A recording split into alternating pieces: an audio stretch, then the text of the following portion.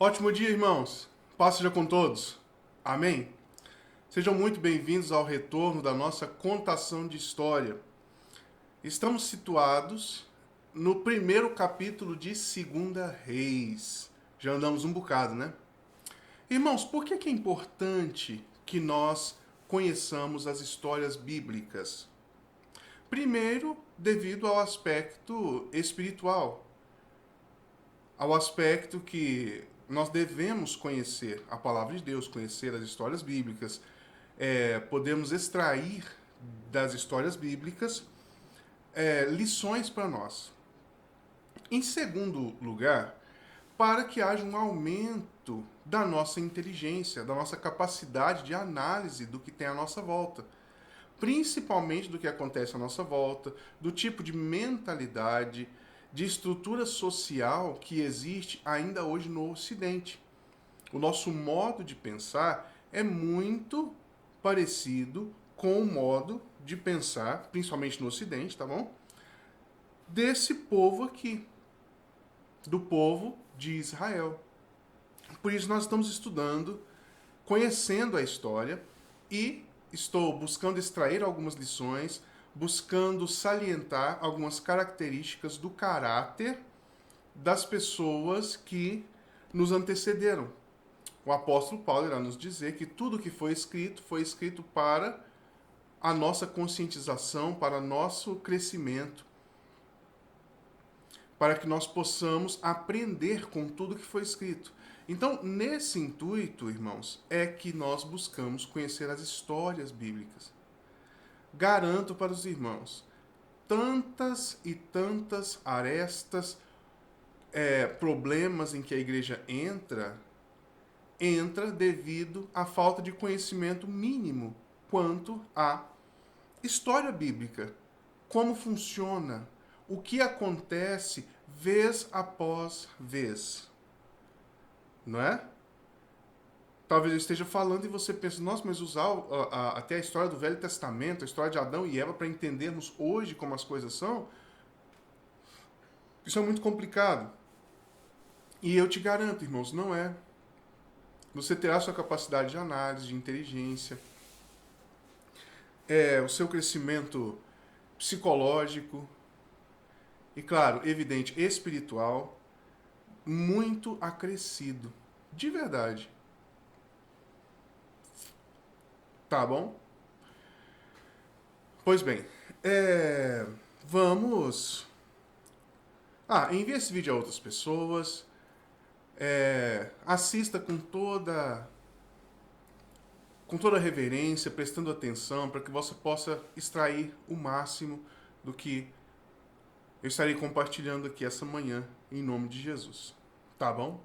Oremos.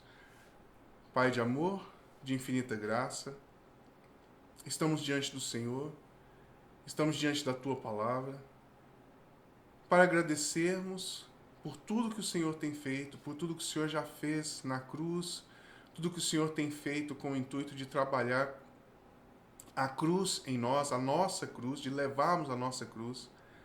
Pai Santo, muito obrigado. Senhor Jesus, Espírito Santo, muito obrigado. Pai, em nome de Jesus, eu te peço que sejamos instrumentos nas tuas mãos para servirmos a outros, para levarmos conhecimento a outros, que nós verdadeiramente, Pai, sejamos coluna e baluarte da verdade neste mundo. Eu te peço em nome do teu Filho Jesus. Pai Santo, cada necessidade que existe na vida de cada um dos irmãos que está assistindo, de cada família representada, Senhor, vá agora, trabalhe, dá direcionamento, traga vida, traga em nome do Senhor Jesus, dê a esses irmãos, em nome do Senhor Jesus. Se é necessário que sejam confortados, em nome de Jesus, que o Senhor leve esse trabalho, que o Senhor faça isso em nome de Jesus, qualquer área que seja, em nome do Senhor Jesus. Que tenhamos uma reunião abençoada. Amém. Vamos lá então, irmãos. Vamos entender um pouco da personalidade, das lições que podemos extrair. Porque, volto a dizer, você não entenderá isso, você não compreenderá o que nós estamos falando aqui assistindo um filme ou assistindo a novela da Record, ou ainda ouvindo a história, e isso é muito importante que os irmãos façam, né? A história da Bíblia do Cid Moreira. Os irmãos não terão isso que nós vamos fazer aqui agora. Tá bom? A história bíblica com Cid Moreira é absolutamente diferente das histórias da Record, gente. Se você vai escolher entre os dois, por favor, escolha a Bíblia do Cid Moreira, narrada por ele. Por favor. Mas nem a Bíblia do Cid Moreira te dará o que, em nome de Jesus, nós buscamos oferecer para os irmãos aqui. Uma contação de história sucinta, com a breve análise de pontos que devemos ter ressaltados aos olhos. Licença. Vamos lá. Segundo livro de Reis, capítulo 1. Depois da morte de Acabe, revoltou-se Moabe contra Israel, e caiu Acasias pelas grades de um quarto alto, em Samaria, e adoeceu. Enviou mensageiros e disse-lhes: Ide e consultai a Baal-zebube, deus de Ecrom, se sararei desta doença. Mas o anjo do Senhor está com letra maiúscula aí, irmãos. Esse anjo do Senhor, esteja sempre atento quando esse anjo do Senhor aparecer com letra maiúscula, tá? Já fala do nosso Senhor Jesus. Mas o anjo do Senhor disse a Elias, o tisbita: Dispõe-te, sobe para te encontrares com os mensageiros do rei de Samaria, e disse-lhes: Porventura não há Deus em Israel para ides consultar Baal-zebube, deus de Ecrom? Por isso, assim diz o Senhor: da cama que subiste não descerás, mas sem falta morrerás. Então Elias partiu. Irmãos, mais uma vez nós estamos vendo aqui o adoecimento do povo de Israel. Só para a gente fazer uma breve lembrão, a recordação, nós vimos, né, que há os reinos de Israel e o reino de Judá. Acasias, quando morre Acabe é o esposo de Jezabel. Só estou refrescando a memória dos irmãos. Se não se lembrarem, tranquilamente, com toda a paciência, volte lá no vídeo anterior, nos vídeos anteriores, reouça, absorva o conteúdo, tá bom? Com toda tranquilidade, se separe ao Senhor e faça isso.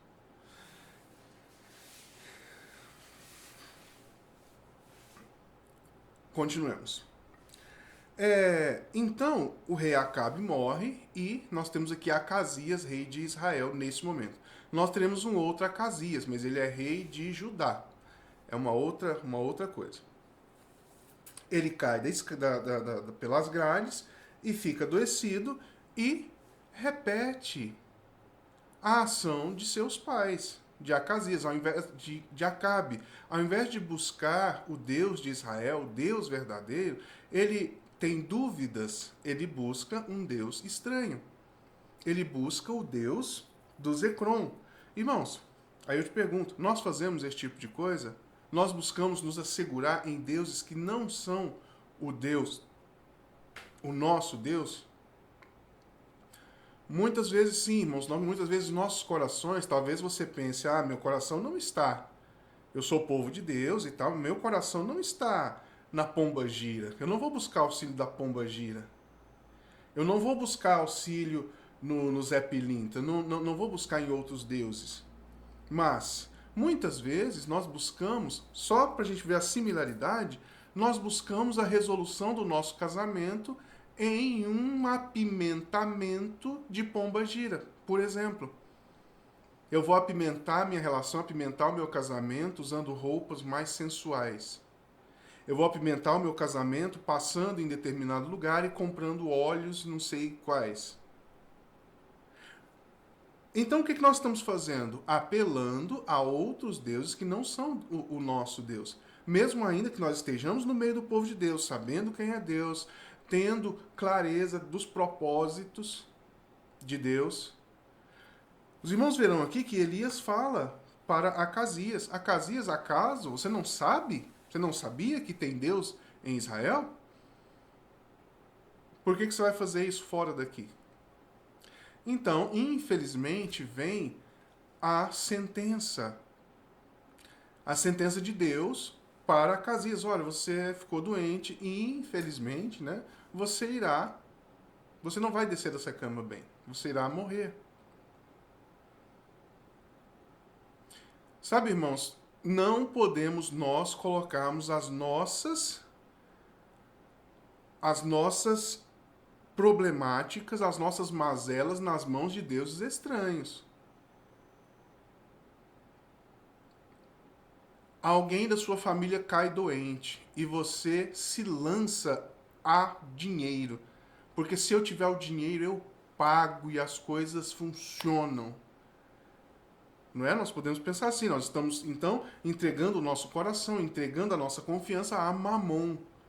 Se eu tiver o dinheiro, eu pago o quanto for. Certo? Se nós fizermos isso, irmãos, a área em que nós delegarmos, que nós entregarmos a outro Deus, assim como Acasias fez, é claro que ela irá definhar.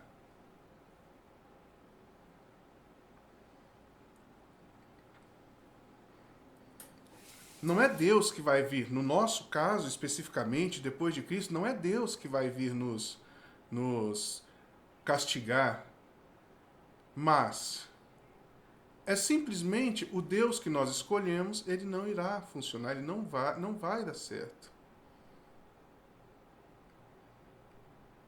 Tá claro, povo de Deus? Não vai dar certo.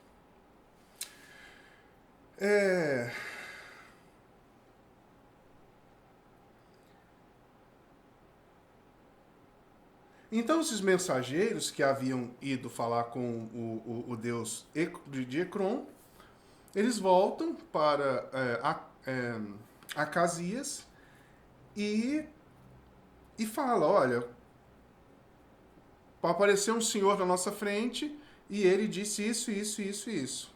Né? O senhor não vai morrer, não vai dar certo e tal.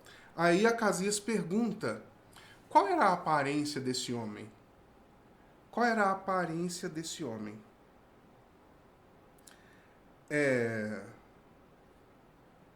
Verso 7. Qual era a aparência do homem que vos veio ao encontro e vos falou tais palavras? Verso 8. E eles responderam: era um homem vestido de pelos, com lombos cingidos de cinto de couro. Então disse ele: é Elias o tisbita. Percebe, irmãos, que simplesmente pela vestimenta, Acasias sabia quem era Elias, sabia quem ele representava, sabia de tudo isso. Mas, em um momento de dificuldade, ele buscou um Deus estranho. Não o bastante, irmãos, Acasias é filho de Acabe. Acabe e Elias tiveram uma história de longa data, não é? Lembra lá que Elias, ele fala para Acabe assim: olha, não vai chover durante 3 anos. Muito provavelmente Acasias estava nesse momento, por ser o filho que herda o trono. Seu filho mais velho, o filho que herda o trono. Acasias estava ali, estava vendo Elias, fala: olha, não vai chover durante 3 anos. Então Acabe busca Elias de todo jeito e não encontra. Elias profere palavras duríssimas para com Acasias. Desculpa, para com Acabe.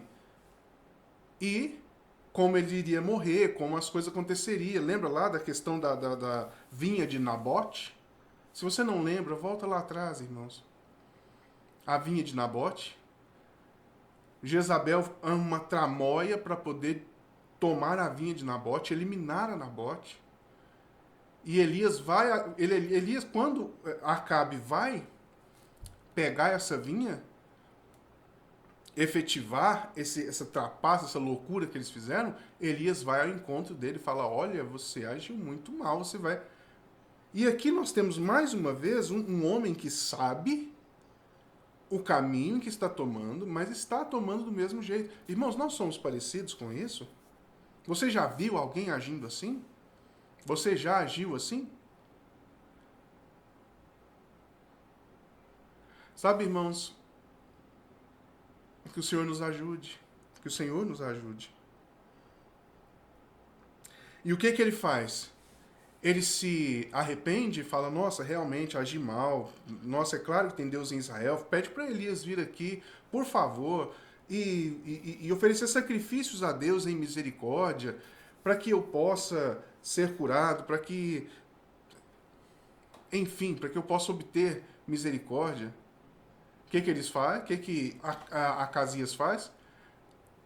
Elias está num lugar elevado e Acasias manda 50 homens para prenderem, para que possa prender Elias. Aí Elias fala: se eu sou homem de Deus, que desça fogo do céu e elimine essa turma.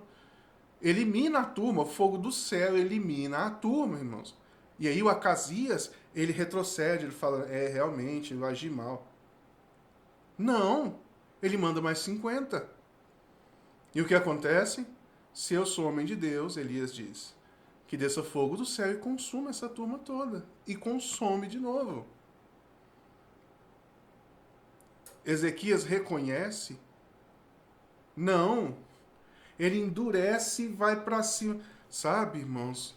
Por favor, em nome de Jesus, quando Deus tocar no seu coração, quando Deus falar: olha, isso é um erro, não ande por esse caminho, irmãos, mudemos o caminho. Sejamos, se não amorosos para com Deus, sejamos pelo menos inteligentes. A palavra de Deus nos diz que o temor é o princípio de toda sabedoria. O temor ao Senhor. O temor ao Senhor é o princípio de toda sabedoria. Precisamos temer, precisamos... Gente, não vou tomar esse caminho. Esse caminho com certeza é um caminho de morte.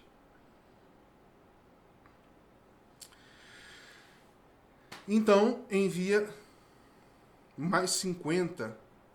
E aí esses 50 decidem por si chegarem de modo muito humilde e dizer: Elias, por favor, tenha pena de nós, tenha pena desses homens e das suas famílias. Não nos elimine. O rei Acasias quer que o Senhor seja levado conosco. Então, o anjo do Senhor, novamente, com letra maiúscula, vai até Elias e fala: vá com eles. E Elias vai. Chegando lá, Elias repete tudo o que já havia dito anteriormente, quando ele se encontra com os mensageiros. Ele fala: olha, acaso não tem Deus em Israel, Acasias? Então, por isso, você não vai descer dessa cama.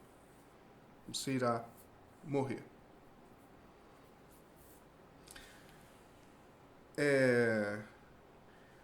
E assim acontece. Acasias, então, não se levanta mais daquela cama e falece.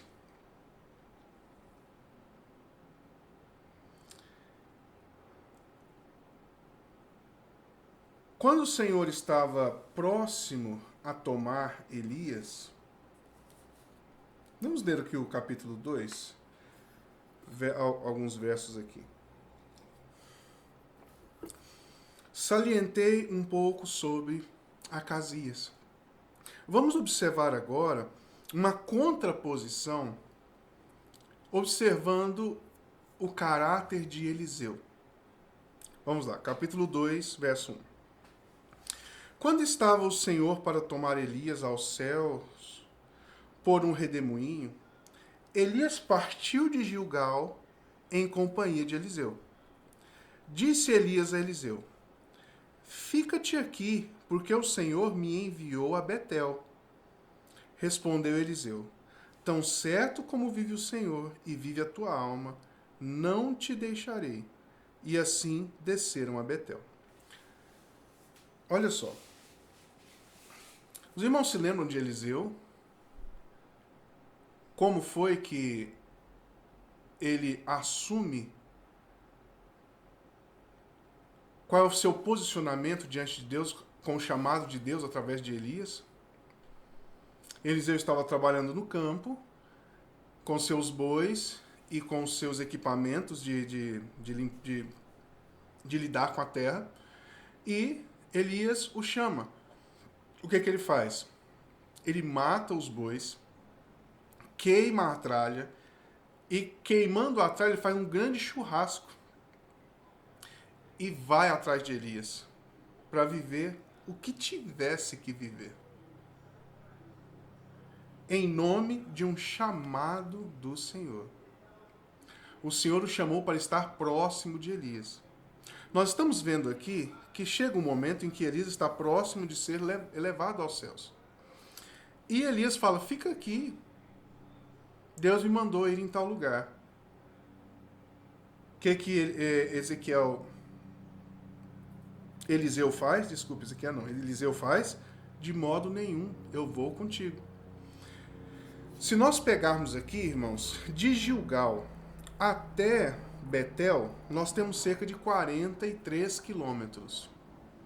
E eles vão a pé, claro. Aqui, irmãos, desmotivado pela própria pessoa que deveria ser o motivador, pelo próprio Elias.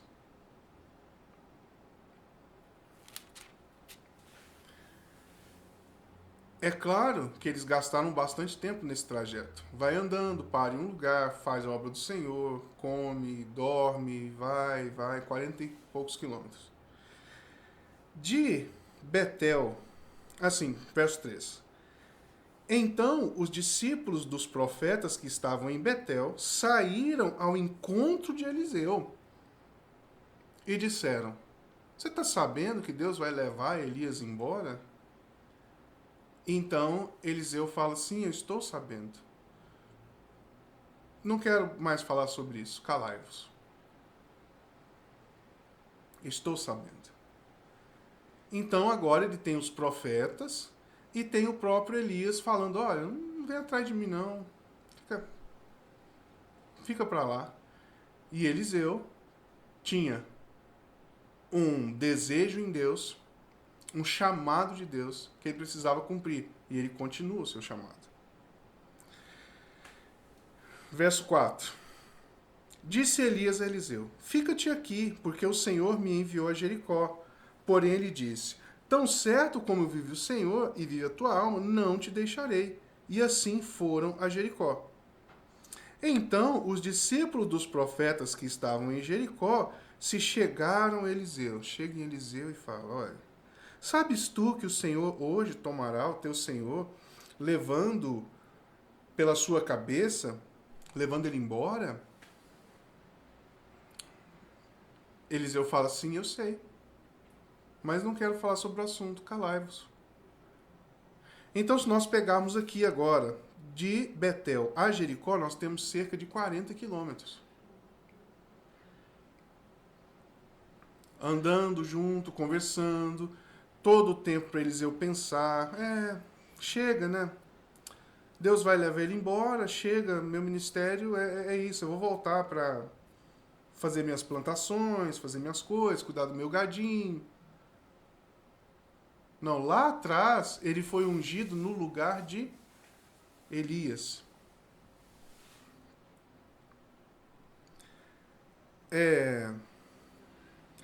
Disse-lhe, pois, Elias: Fica-te aqui, verso 6, porque o Senhor me enviou ao Jordão. Mas ele diz: Tão certo como o Senhor vive, vive tua alma, não te deixarei. E assim eles foram juntos. Foram 50 homens dos discípulos dos profetas, certo? 50 homens dos discípulos dos profetas. E ficaram à distância olhando os dois, Elias e Eliseu. Então Elias precisa atravessar o Jordão e ele toca o Jordão com a sua capa. E o Jordão se abre e eles atravessam. Só os irmãos terem noção. De Jericó ao Jordão, dependendo do lugar onde ele queria ir no Rio Jordão, pode variar de 15 a 200 quilômetros. Dependendo do lugar de Jericó, dependendo do lugar do Rio Jordão. Tipo o Rio Araguaia, sabe? De Goiânia até o Rio Araguaia. Se você for aqui mais pertinho, tantos quilômetros. Se você for lá, você pode ir daqui lá pro Mato Grosso. Muitos quilômetros. Depende de onde ele estava indo. A Bíblia não é precisa quanto a isso. Então, Eliseu vai junto o tempo inteiro. Debaixo de uma palavra de Deus, debaixo de uma ordenança do que Deus havia dito a ele.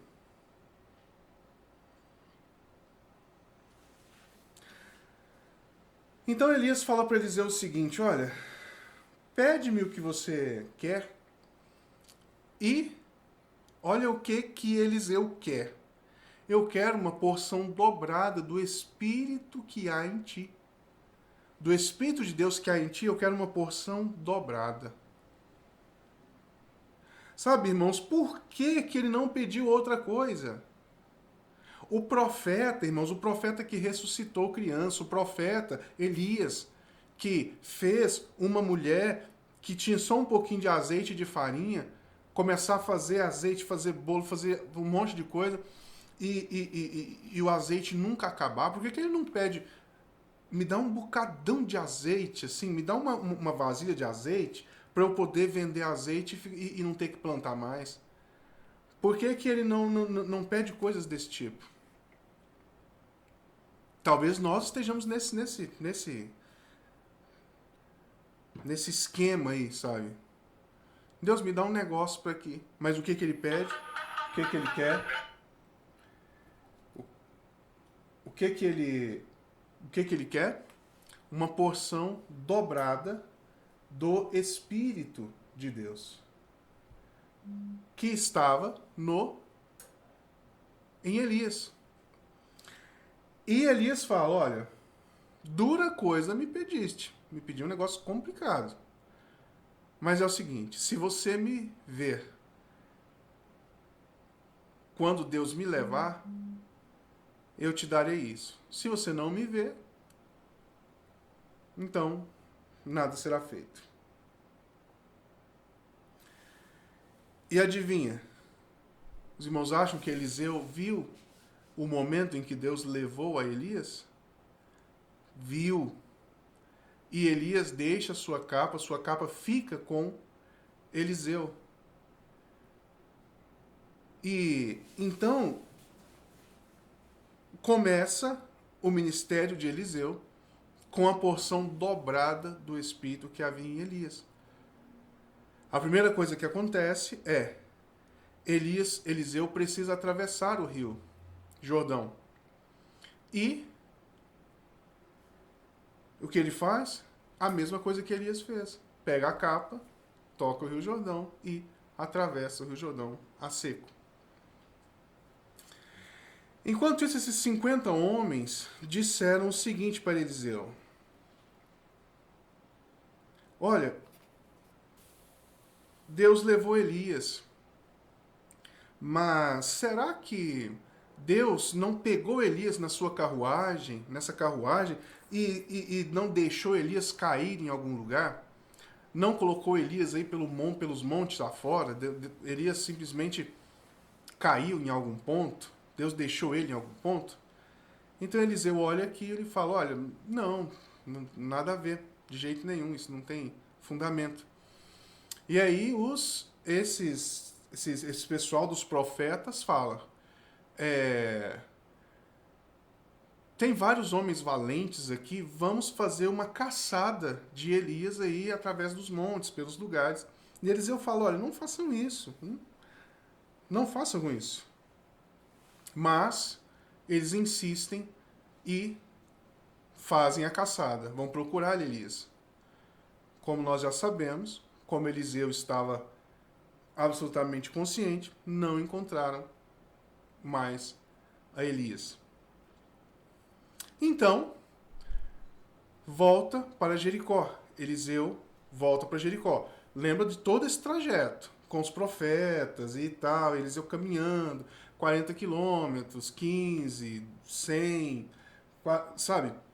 Chegando em Jericó, o pessoal fala para Eliseu assim, olha, como você pode bem ver, profeta, a cidade aqui é muito agradável, é muito segura, é tudo muito bom.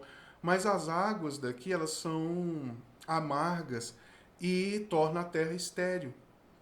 Então, Eliseu pede para que eles deem sal a ele e ele vai até a fonte das águas e abençoa e sana aquele problema das águas serem amargas e fazerem com que as terras se tornassem inférteis. Então, irmãos, nós podemos ver aqui com muita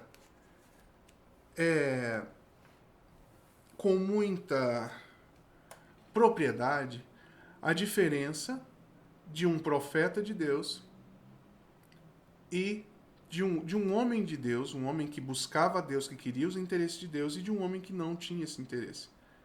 Foi o paralelo que eu busquei fazer entre Acasias, filho de Acabe, e Eliseu. Tá, mas aí Eliseu, Acácio, no final, me fala, me adianta aí. Eliseu, no final, abençoou a cidade de Jericó, e aí a cidade de Jericó deu posses, deu mulheres, deu...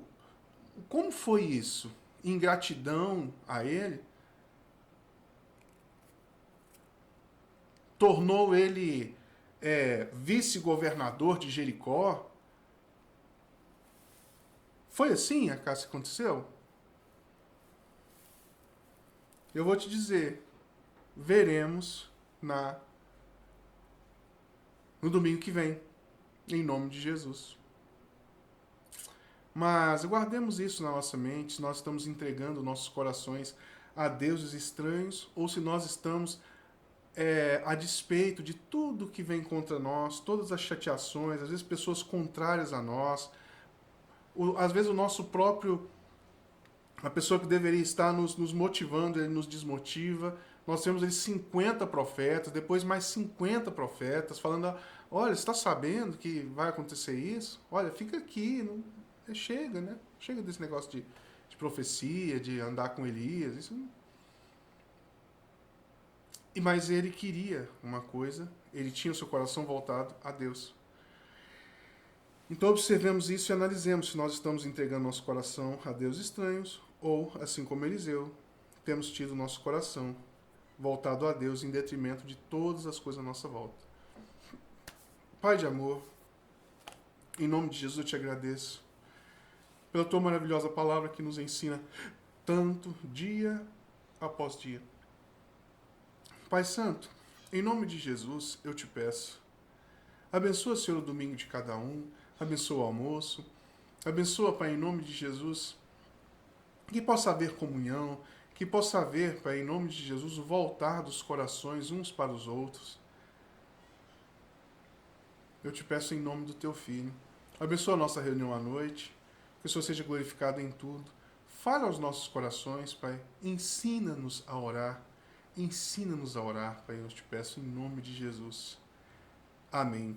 Irmãos, à noite estaremos falando um pouco mais sobre oração. Com Deus, abraço, ótimo domingo.